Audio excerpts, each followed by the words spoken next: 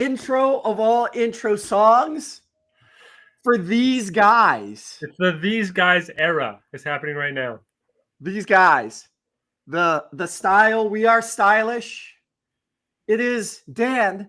Yesterday was the first day of spring. That means And I today's the see second the day of spring has sprung. spring. The spring has sprung, yes. Got cat here. And there's Sugar Ray. Sugar Spring. Ray, thanks for joining us. Our loyalist fan of all. Yeah. Long-time listener, first-time meower. Hey, as always, Dan, great to see you. Great to see How you. are you doing today? How are you? How was your week, man? It's I spring. like that spring has sprung. Opening day Yeah. is my favorite time of year. It is absolutely my favorite time of year.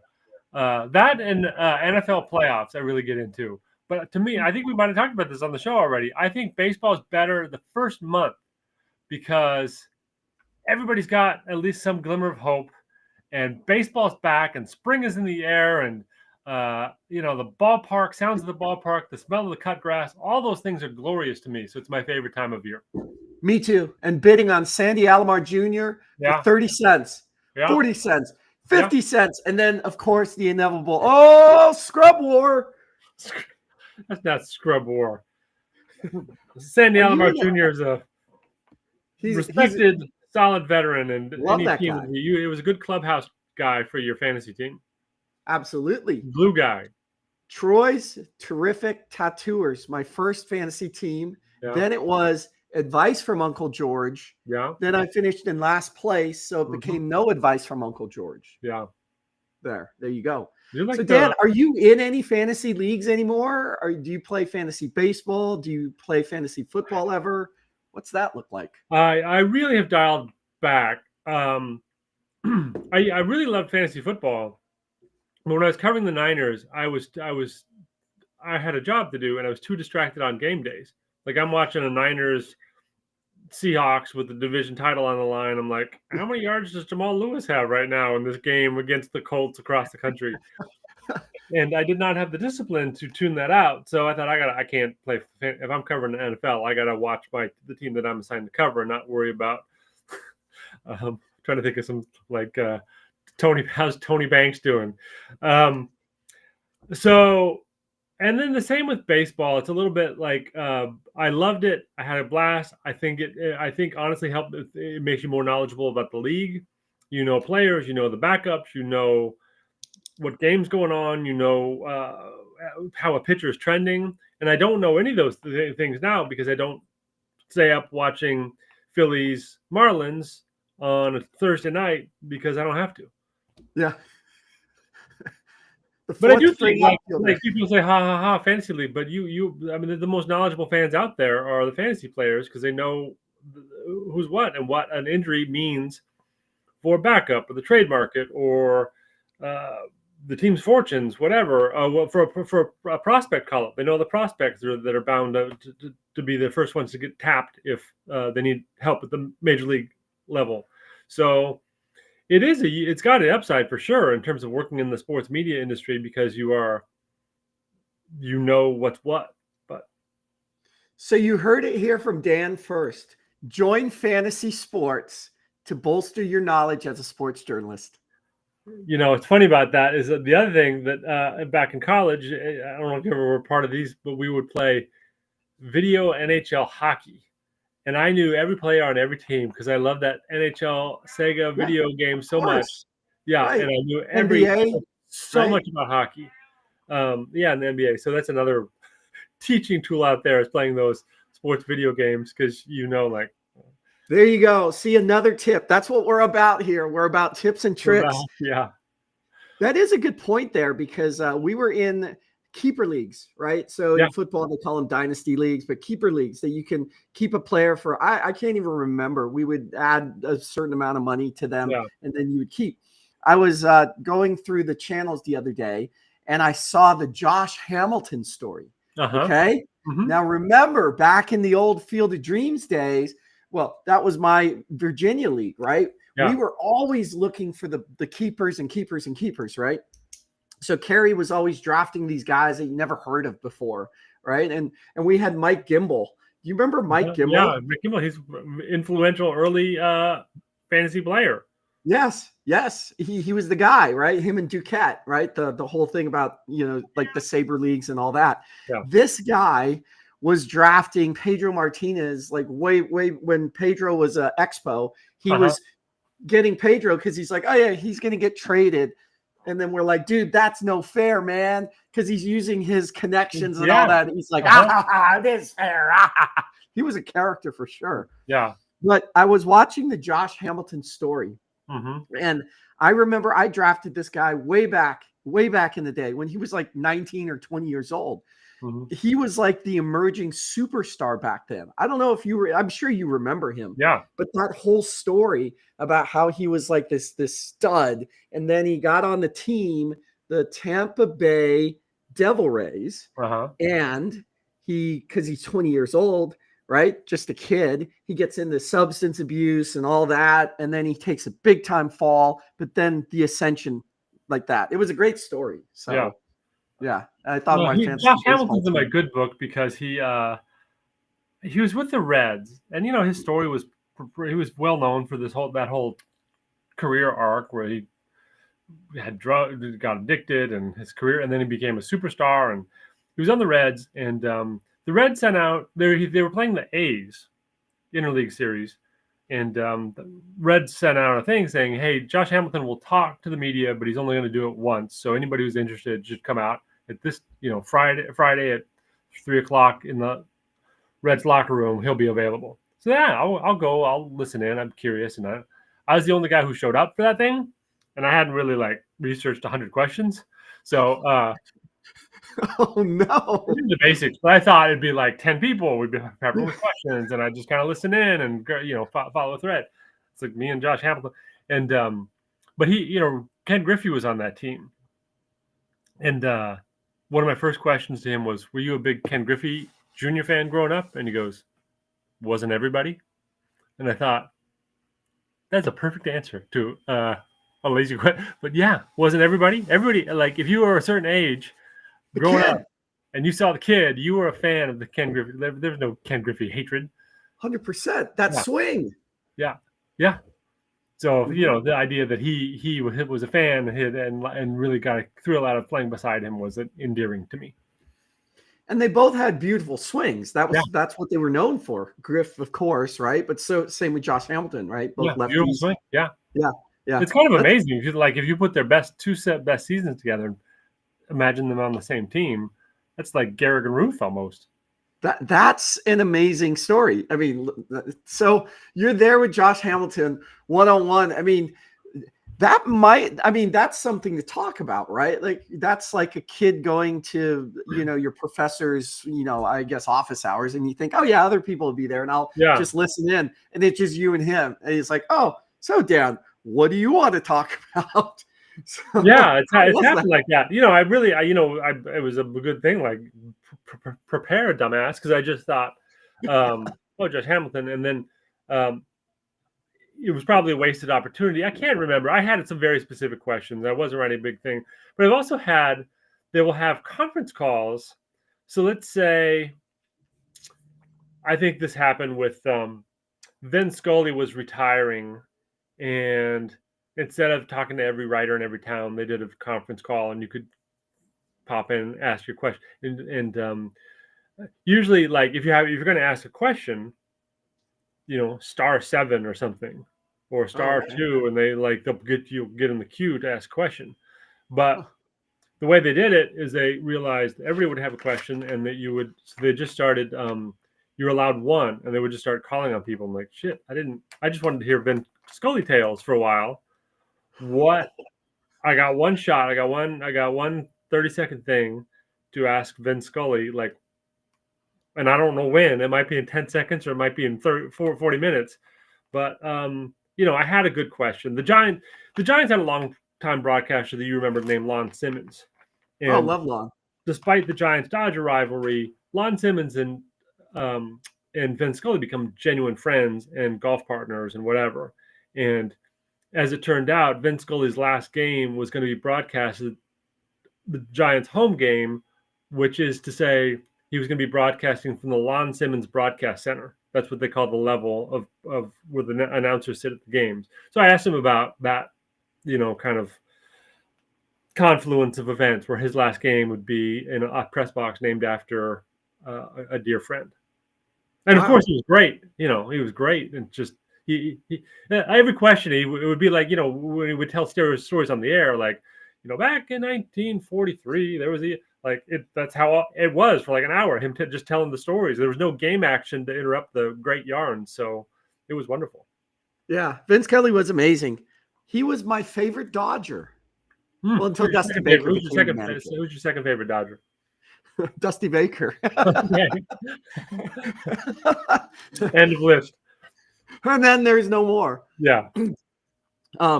That's an amazing story there. So it's interesting.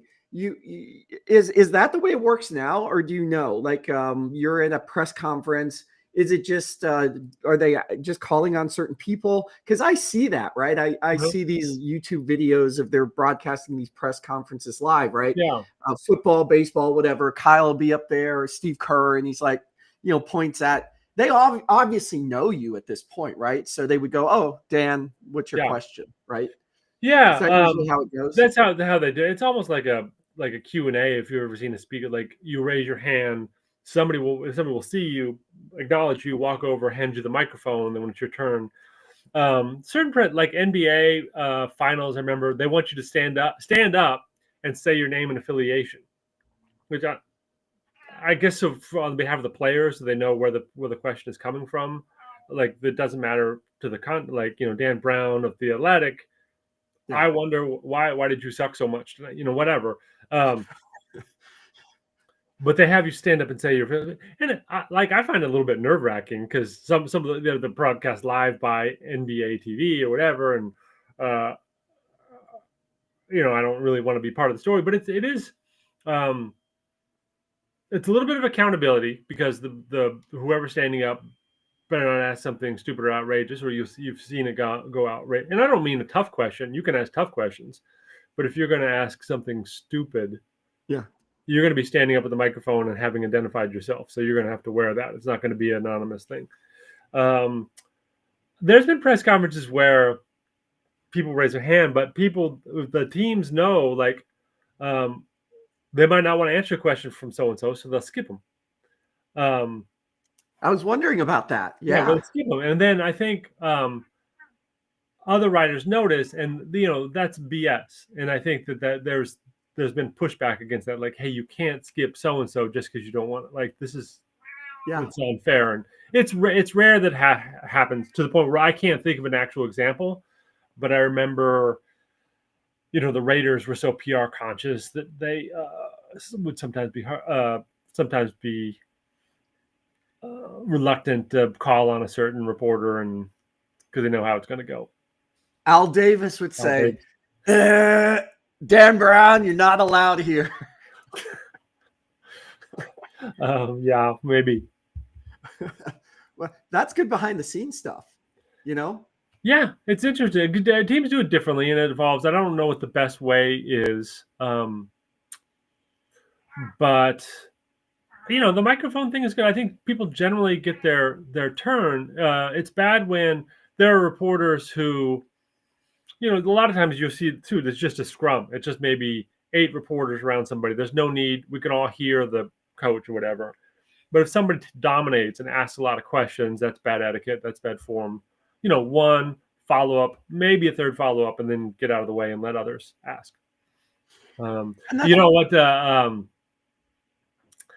This may be really inside, but I didn't really know. It took me a long time to catch on to this. But let's say this back when Dusty Baker was managing, right? The game would end. Everybody goes down to talk to the manager about the moves, or how did you think so-and-so looked, or what was the turning point of the game, and all that stuff. And the deal is that the television and radio go first. They ask their questions, and when they're done, they leave. But to stereotype, their questions are generally terrible.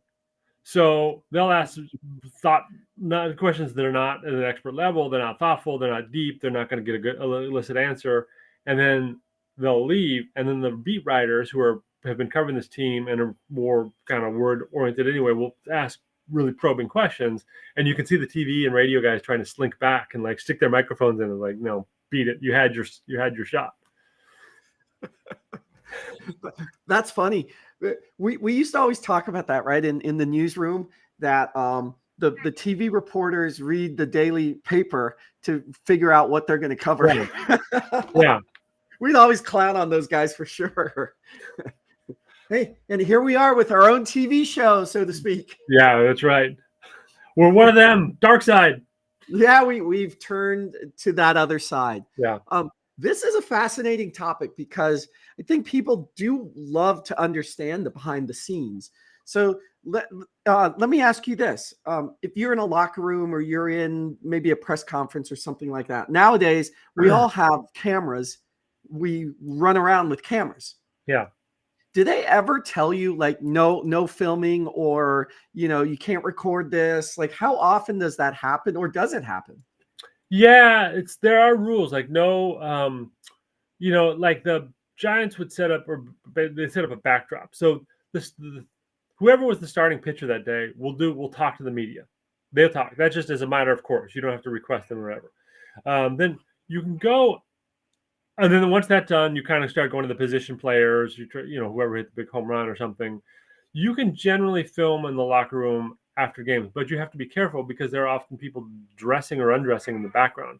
And I did that after a Raiders game. I posted something and didn't realize that one of the guys was basically mooning the camera. Incidentally, he was just changing, and I'm like, "Holy cat!" I just embarrassed myself and a locker room, and I deleted it quickly.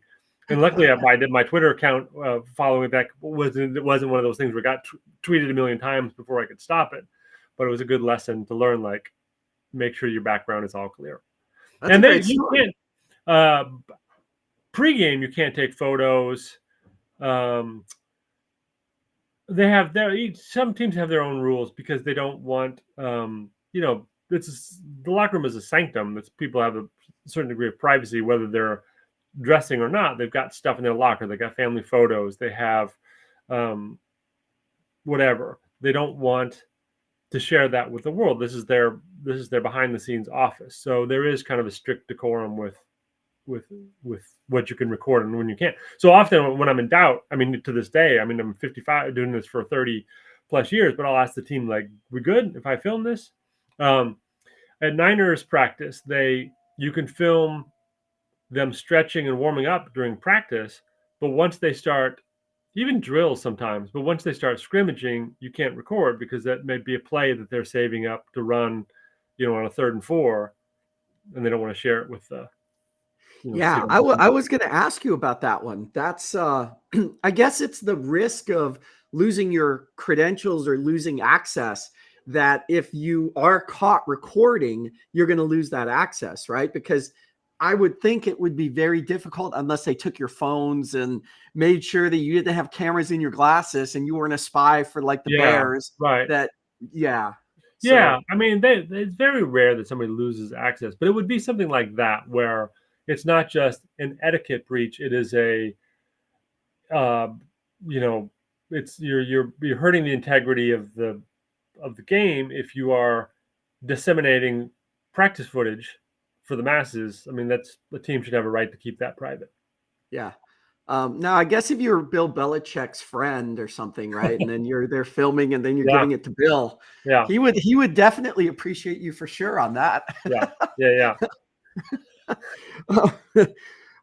So that's another good one too that we should use as a tip for our friends out there who are in journalism, because Twitter is so quick. It literally is very quick. To your point, you posted that picture, and imagine if you did have like 1 million followers at that point. That won't go away. Even if you went to delete it, someone took a screenshot. Someone took a screenshot. Yeah, right. So it was a lesson learned and horrifying. But it's like if you end up covering something, it's very good to talk. All the teams have, media relations staff. So not just one person, They have a whole staff. And they're, especially in the NFL, they're a little heavy-handed, but they are there to enforce those rules. but you should check with them because it's not always clear. And because of the evolving media landscape, Twitter was new for a while, videos were new for a while. Like some of this stuff was new, and like check before you look and check before you leap, because those are the violations that can get you in a little bit of trouble. The other thing that people do is like maybe report an overheard conversation, like somebody's joking along the sidelines and you write it down. Well, they're not on the record. On the record, but they are talking to each other, and you are eavesdropping, and that's not the kind of thing you can report as fact. And again, right, running around with these little media studios in your pocket, you can get all that stuff. I remember back in the days, right, the old days of when online videos were first coming on, right? I was back in the days at America Online back then. And we were trying to figure out, okay, how do we get these videos on? Because there's some gold, like some golden stuff. Yeah. And I remember from a sports standpoint, there was this video that back in the day, people would have those listening devices with the things like that to get like what the players were saying. Yeah. Well, they actually had a video and they had it recorded. So they somehow was able to get the video and the recording. And this is in the early 90s, Dan. Like it was crazy that you could hear what the players were saying. Yeah. It was the famous George Brett. Where like the crab legs? Yes. Yes. The crab legs, where he talks about that story there. Yeah. It was incredible. It was amazing. And I remember this is even before YouTube, man. Like we were trying to post that on, and they're like, yeah, this is kind of questionable content, right? Because he's swearing in it, but it's such a classic, hilarious story. Yeah. Yeah. Yeah. So, all you listeners out there, Google George Brett and crab legs. Because my favorite part of that story, no spoilers, but when it ends, he's like, all right, who's pitching today? He just transitions back to baseball. Yes, exactly. And he just assumes, like, he's like, oh, how many times have you done this year? And the guy's like, not ever. And he's, I'm good for at least once or twice. But yes, if you haven't seen that video out there, we'll put a link to welcome, kids. Yeah. In there. Yes, we'll have. Last week we had the link to Eric Burns' story. This week we have the link to George Brett crab legs. Yeah. That's what you learn about. It's these guys. It's these guys. That's what we do, man. That's what we do. Okay. That was some good stuff. Totally deviated off the Run a Show, which is classic. Yeah. That's us. That's great. But I do want to ask a question about journalism. And this one came up because I was coaching a salesperson last week, and they had the most terrible rejection.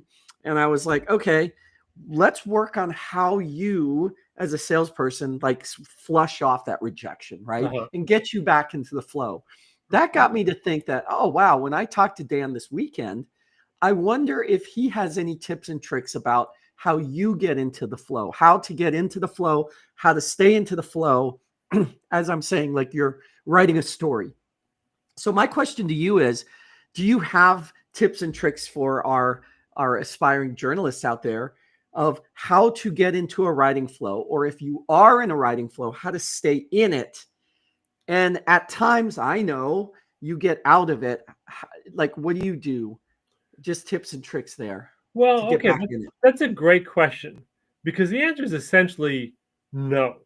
I think there's a little bit of a mystery to it. Probably in anything. Like if I sit down and I write, there are days when it's the easiest thing in the world, and that's like 3 times a year, like George Brett and his crab legs. It's a handful of times a year when I sit down, it's easy. The words have come, and I just go to think of a word, and it's like there, and I don't have to go, oh, well, no, that's not. I don't have to rewrite things 1,000 times. Most of the time, I suffer. And this whole, I can't remember which the writer, it was a novelist who said, like, writing isn't, if you sit around and wait for inspiration, that's not, you're never gonna, writing is hard work, and it's your butt in the chair, and it's grinding through it. And I listen to classical music, because I read a book when I was in college called The Mozart Effect that said, if you listen to classical music, you raise your IQ. And I thought, well, I need to blast that then, because let's boost this. Let's get to 5K IQ. And I had, coffee, and I don't like a lot of distractions. And I sometimes will clean my little desk area before I sit down because but at some point you got to just sit and battle it out, you and the blank screen. And I think it's okay this is what I would say. This is my advice, which I would say, like, you don't have to be in the zone to do good work. You just have to keep battling it out. So I have written the same paragraph a million times, and I think that I have a lot of writers who don't. They write it, they move on to the next one, they move on to the next one. And the question, after you write a paragraph, the question should be, is this good enough? Is this the right place to start? Is this sentence reduced to the merest, lowest possible number of words because it's the excess that gets you in trouble, like with the extra words, the bloat of it, and makes things confusing. And can I cut 3 words out of the sentence? And I really have gotten pretty good at just suffering. Like, it's bad for so long, but it's like to me, it's like writing is like a Rubik's cube. You just keep turning until, and then all of a sudden you blink and it's all lined up. Like, I've solved the puzzle of the day. And there are also times, frankly, when I realize I'm making this worse instead of better, and I do surrender sometimes. Like, I don't know what I'm doing, but I'm making it worse, and I will set something aside and work on something else. So I would say that, like, I'm a runner and I run a lot, and I hear about, the runner's high, the runner's high. Like, yeah, that exists, but that again is something I get a couple times a year. Most of the time, I'm like tired and sweating and suffering, but I'm trying to get better. Like, that is a day that I just do the best with what I've got. And I think writing and running are very similar in that there's a little bit of magic to it that you can't explain, and you just treasure the good days. I don't know. What do you have you had that? Or do you?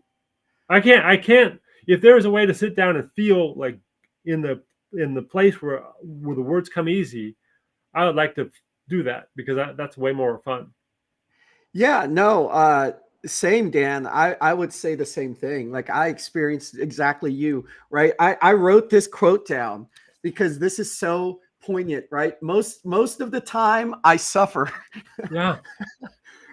And it's not suffer as in like, it literally is. When I used to write science, okay, it's very heavy. It's a very heavy topic. Uh-huh. So I would just go and initially tackle it. Okay, what do I want the reader to know? And I blast through something real fast. Like if it's a 500, I don't know, 1,000-word, article there, I just blast through it. Yeah. And then I'll go back and just like systematically piece it through. And I wrote this down too, that you talked about cutting the bloat down and that part of it. I think in a future segment, we'll talk about very specifics in how you would do that. Yeah. But you asked me that question. I would just go back up and refine it as we go. And I like what you said. You write the same paragraph a million times. Yeah, it's basically I tinker around with all of my paragraphs a million times until I'm happy with it, and then boom, off it goes. Yeah, there. And then I've had many days where I write something and think, well, I got the top part set. All I have to do tomorrow is wake up and then go finish it, and I'll go to bed with great sense of peace and accomplishment, and wake up and read what I wrote the day before, and it's terrible, and I'm like, yeah, I got to start over. And I know there are writers who are not that way and can kind of get it right on the first try, and God bless them. They can do it. There's probably a benefit to doing that way, because I think you've probably written and or read stories that are overworked, and they're like clunky and like confusing because you've moved things so much.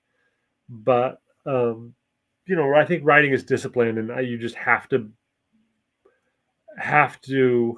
be exact. I tell my wife how to write. I said, like, if you're writing 1,000-word stories, you're making 1,000 choices.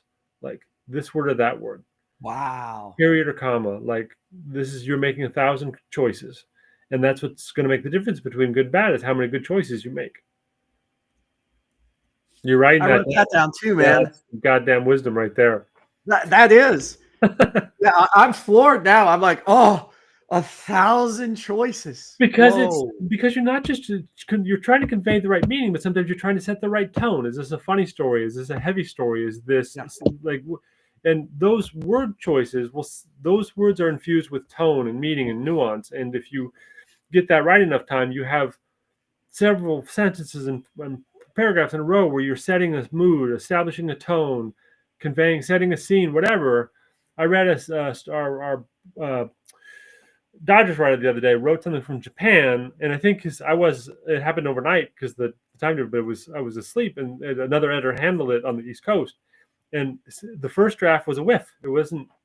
And the second draft, he captured what it was like to see Ohtani in Japan in the moment, how the fans reacted, how it sounded, how it looked, how it felt, and it was that second swing that elevated the whole thing and just put me, like I said, I was 2 sentences in, and I felt like I was there. And that's the magic. Like a good story can do that. And he didn't get it on the first try, but he got it on the second try. And I think that was because the second try had better choices. The 30 words in his lead, there were 30 choices there. I love that. Yeah. Yeah. Professor Brown, there he is. Ladies and gentlemen, Professor Dan Brown there. That's some good stuff. Class, listen. So we'll make another shout out to Rancho Cotati and Ms. Sonnenstein. Yeah, Ms. Sonnenstein, for sure. The AP English, right? We had readings over the summer, and one was Crime and Punishment, right? Dostoevsky. Yeah. And the rumor has it, and I don't know if I heard it from her or somebody, this couldn't be Wikipedia or the internet because the internet didn't exist back then. Well, not for us. That when he was a political prisoner, he was a prisoner put away, right?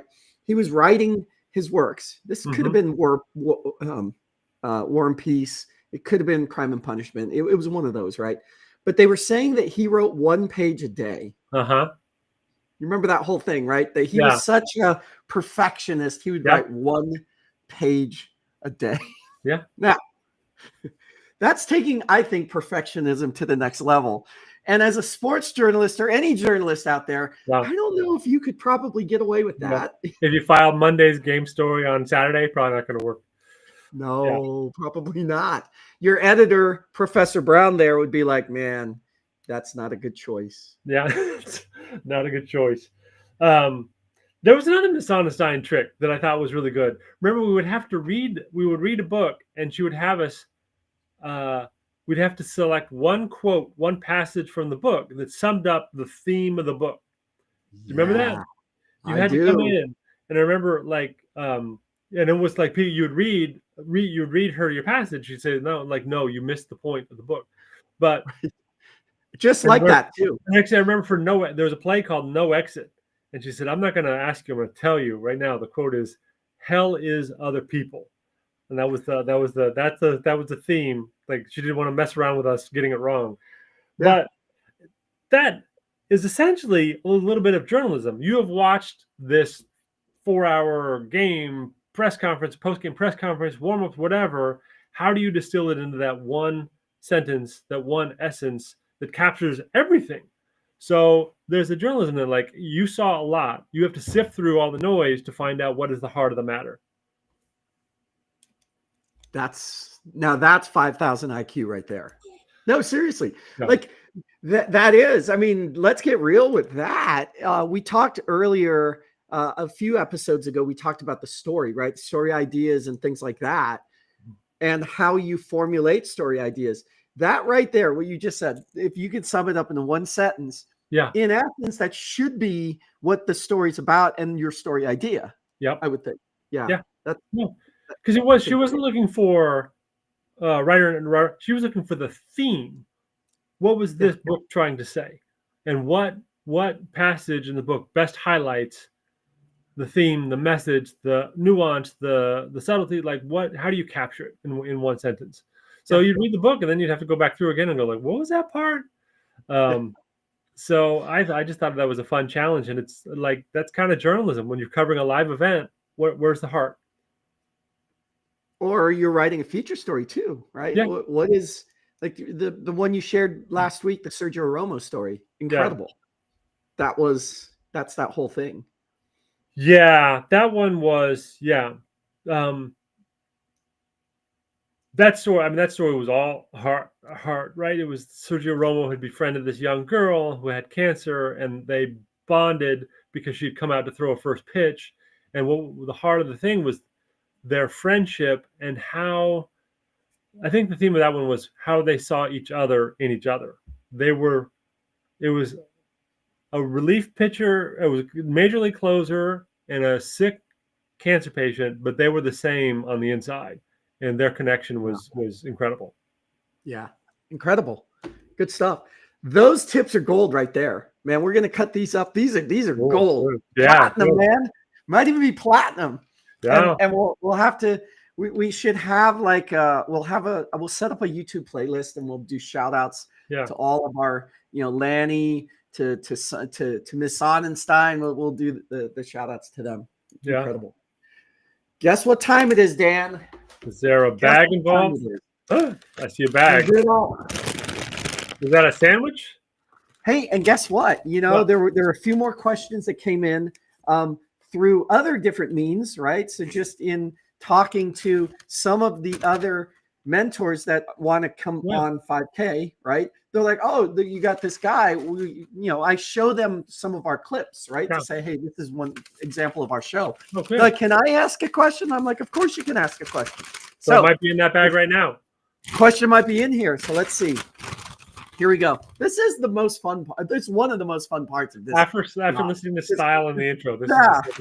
Style, of course, is oh, look at this. We've been talking a lot of sports today. So we have an S for sports right here. Yeah. Okay. Let's see what we have. Ah, this is a good one. What is your favorite sports movie? Why? Oh. You know the answer to that. Yep, I do.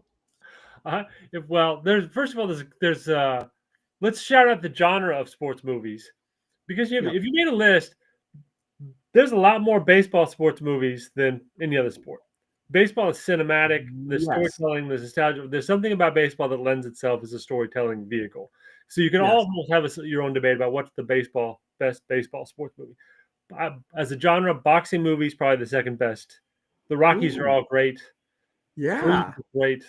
Hurricane was great. Raging Bull was great. If you count that as a sports movie. And football, I don't know. It's like a shorter list. I can't really think of that many, right? Maybe the Michael Orr story, the one that Blindside.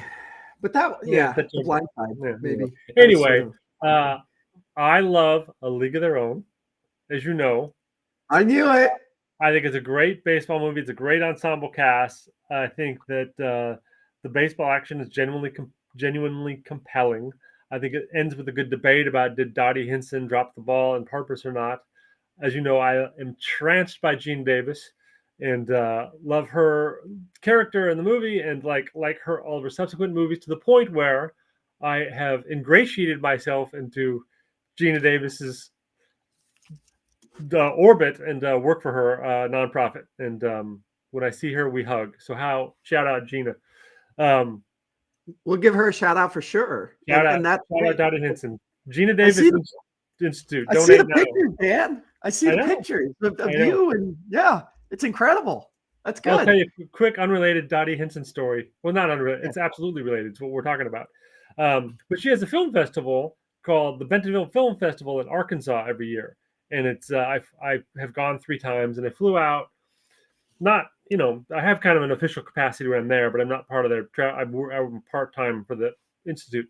But there, you get to the airport, and there's all these pictures of Geena Davis around, and I'm posing by it and pictures, and go get my luggage. I'm getting my luggage, and I get this arm around my shoulder, and somebody whispers in my ear, "What are you doing in Arkansas?" And I turn, and it's Geena at baggage claim, as if she was waiting for me. And then she was off to there. It was like a ghost sighting. She was there, and then she wasn't. But she whispered in my ear. What she said was, "Fancy seeing you in Arkansas." So And you're like, did I just imagine that? Yeah, right. And then poof into the ether. Um, big Field of Dreams fan. Big Field of Dreams fan. I go for that sappy baseball nostalgia. I go for the romance. I go for the the Moonlight Graham, Joe Jackson, cornfields. I know people think it's schlock, but bring me the schlock anytime. I think it's part of the greatness of baseball.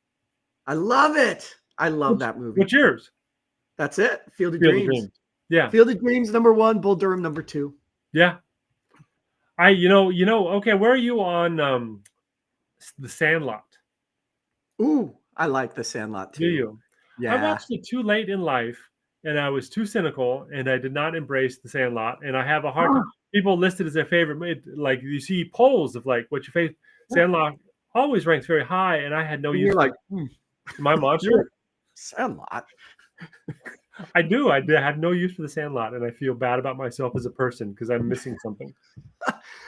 It's a good movie, but to your point, Field of Dreams and Bull Durham to me are just so head and shoulders above all the others. Yeah. And Field of Dreams itself, right, it's not just a baseball movie. It's actually not a baseball movie. It's really, it boils down to dad having catch with his son. Yeah. And like, it gets me every time. Every time. Like, I'm a pretty hard-boiled guy, but when the little girl comes in and goes, "Daddy, there's a man on your lawn," I go, "Oh," because of the buildup of him just pensively looking out the window all winter at his baseball field, thinking he just made a knucklehead move, plowing his corn over. Yeah. And then he's going to lose his farm. And that moment, right? When he says, when she's like, "Daddy," and he's like, "Karen, in a minute." She's like, "Daddy, in a minute, Karen." And he looks over at her, and it's just filmed perfectly too. Yeah. Right. And she says, "There's a man on your lawn." That gets me every time. Oh, I'm getting a speck in my, lots of dust in here. Time for some spring cleaning. I have two big time sports movie recommendations that involve aren't about the movies, they're about the books, which is for Field of Dreams, there's a book called If You Build It. And I don't know if you know this book. Do you know the name Dwyer Brown? Dwyer Brown. Wait, is that the guy that owned the farm? No. Okay. Dwyer Brown is the guy who plays John Cantella's dad. Oh, Kevin Costner's dad. Yeah. You want to have a catch? He's talking to Dwyer Brown. That's the actor's name. Okay. He had this just short role in the movie. Like he's like, I love that, wherever his line is. But he has this face that just knocks you out at the end, right? He looks like a ball player's dad, and he's young and he's youthful, whatever. And he wrote an entire book about being cast in that movie and what his experience was like, and the behind-the-scenes stories of James Earl Jones and the speech. And it is spectacularly written and fascinating that this character, who is, his screen time is in the seconds, but it's kind of the key to the movie. The book is incredible, and he's an accessible person. He's kind of made a second career out of just being that guy from If You Build It, He Will Come. He's the guy who came, and I highly recommend If You Build It. Secondly, Bull Durham, there's a book called The Church of Baseball, which is a line from the movie, and it's written by the writer-director of Bull Durham, and it's about the making of the movie. He didn't write it contemporary. It was 35 years after the movie was made. He reflected on how it came to be. And to be honest, I like Bull Durham. I don't love it. I mean, I like it, but I was writing a story. I was going to write something for The Athletic about the anniversary of the movie, and the book is incredible about the writing, the casting, the hard decisions they had to make, how the studio didn't want Susan Sarandon, how they hated the big speech about, I believe JFK acted alone. And I love, that's the best speech ever. He had written his whole centerpiece of the movie. He's building towards a big soliloquy from Susan Sarandon near the end, and he cut it. He had to cut it at the last second. He says, "I think I cost Susan Sarandon an Oscar, but the test audiences didn't like it. And I realized I had built the whole movie around this and it didn't fit. It didn't work for whatever reason. And just, we talk about the 1,000 choices. I can't imagine having that something you loved and written and honed so carefully, and then having to cut it for the movie to work, and how painful that was for all of them. But it's fascinating story of filmmaking, the creative process, the baseball, the backstories, the real Crash Davis, and because there was a real Crash Davis minor leaguer, and his involvement and bewilderment that the film was being made along these lines. I can't recommend it highly enough. Oh, that's beautiful. I'll put the links to these books. That's great. That's great knowledge. I did not know about either of those two books, and Incredible. I will be getting them this weekend, man. That's Yeah. that story. When you're telling me the story about Dwyer Brown, I'm getting goosebumps, because I know exactly that look, the face, and when he goes, "Is this heaven?" and then the fun, no, it's Iowa. Yeah. Right. You would think, okay, well, that's a funny part. No, it's Iowa. But then when he says, "I could have swore this is heaven." Yes. Yes. Oh, yeah. I'm telling you, the book will knock you out. Okay. All right. Good. Wow. That was an incredible brown bag question right there. Yeah. Yeah. That's right. It goes back to the question. Great brown bag question. Yeah. And actually, you've opened my eyes to something. The whole thing about boxing movies. I didn't think about that until you literally rattled off a whole bunch of them there. Yeah. Pretty good. Yeah. Well, a whole bunch of them, they're all Rocky, but 20 Rocky movies, and then true, right? Creed and all. People forget it on their best sports list, but Breaking Away, the cycling movie, incredible. Oh, Breaking Away. Yeah. Well, okay. Well, Tin Cup too, right? From a golf standpoint, it's a comedy, but Tin Cup. I love Tin Cup. Yeah, Tin Cup was great. Yeah, for sure. And when they make a movie about Sugar Ray over there, reporting to his alien bosses, that's going to be a thriller, I think. So that would be a thriller. There you go. Okay, so we're going to wrap up with our outro, discussions on our outro. Okay, so we talked a little earlier. We had a bit of some copyright issues. We're going to have to write Taylor about that. But it seems that when people were able to vote, they were voting for August. I'm transporting ourselves to Taylor Talk because I need to plug in my battery for the dramatic conclusion here. August is. I'm all on board for August as our outro. I think that'd be delightful. It's a great song. It's got a great beginning, great middle, great end. It is definitely something that would enhance our nonsense. Yes, and you, Dan, you did your voting, and it was between August and Willow, right? Those were your two highest. Those are my two favorites. My two favorite, August and Clean, right? So we have that there. I do like Clean. It's that do. But August just kind of sums it up. So I believe we have our outro now, because we don't want another copyright strike. We don't have that teed up yet. We're going to post-production it, and we'll do some things, because one of my producers said, "Oh, well, there's a website that you can go to, and you pay the website, and then you can basically buy the music on there." So that's probably what we'll do, because we can't just, we got to give Taylor her due, right? I mean, come on now. She's got things to do, people to pay, got to keep the lights on. I agree. We're going to use her genius. We should pay up. Good.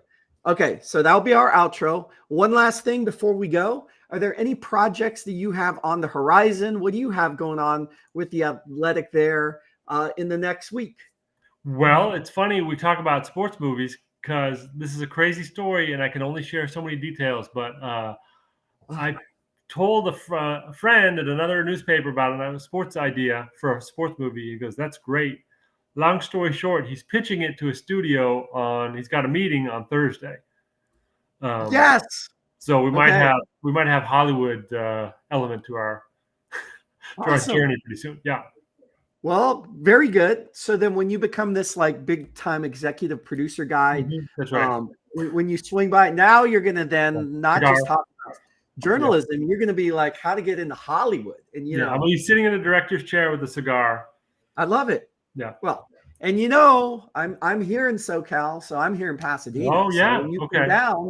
come down, we'll go hang out at the Hollywood sign, reminisce about old Rancho Cotati days, the Pen and Ink League, and all those things. Yeah. Okay. Let's say, so like I tell you, kid, back in my day. Back in my day, Star. back in my day, we had the USA Today, and that's how we did stats there. You see, We did. I remember. Yeah, I know. I remember one would be on Excel, one person would be on Excel, the other would be reading the stats off. I know you and I did that many times. Howie and I did it. Luther, right? Luther was always the spreadsheet guy, so I was the guy. Okay, name a player. Oh, our guy Shane Mack. Oh, 2 home runs this week. Yeah. Oh, but he hit 130. So, anyway, give Dan a click down here. The Athletic, Dan Brown, fascinating, good stuff as always. Dan, next week is a much bigger week for you, your movie, and next week's show, I'm going to be on location somewhere else. Oh, Mystery Man. Okay. It's a teaser. Cornfield. Dan, you're going to love it. Yeah. All right. You're going to love it because I love it. You're going to love it. Okay. I love it already. All right. Thanks, Dan. Good to see you. All right. Goodbye, all.